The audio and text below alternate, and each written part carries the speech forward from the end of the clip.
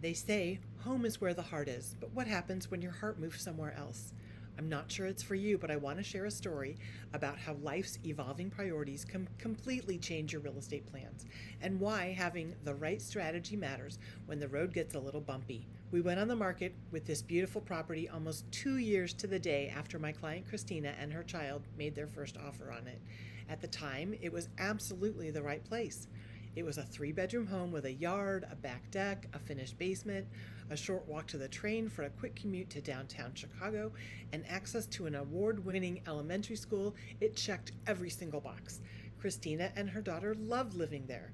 But life evolves. Their love for M and a shared desire to combine households and grow their family together meant that distance to the western suburbs was no longer the right fit.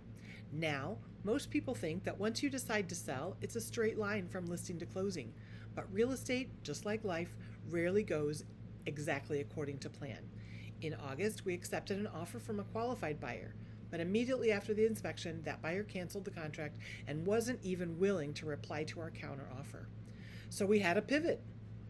We put the home back on the active market, both for sale and for rent. For a moment, we thought we had a qualified tenant lined up, a family wanting to wait for their new home to be built, but were going to rent in the interim, but that option disappeared just as quickly.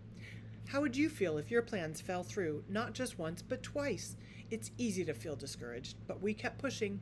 Then, on New Year's Day, we received a new offer. We negotiated the price and we agreed to a tight 30-day closing.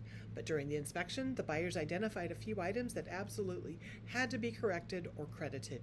To reach a mutual understanding, we had to delay the original closing date. Through diligent attorney negotiations, strategic seller concessions, and some crucial offline conversations between myself and the other agent, we finally reached a solid final agreement.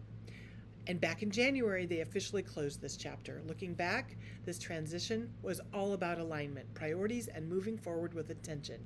And I'm still so excited for everything they've built since then. Just imagine the relief of finally signing those papers and knowing they could move forward with their life. This is the next season for Christina and her daughter and M, and it's all about alignment, priorities, and moving forward with real intention. I couldn't be more excited for what's ahead for them. Don't worry if your path to selling a home isn't a straight line. If you are facing a transition in your own life and want to make sure you have a plan that can handle the bumps along the way, what's the next step? Let's connect. Let's talk about how we can get you moving towards your next chapter.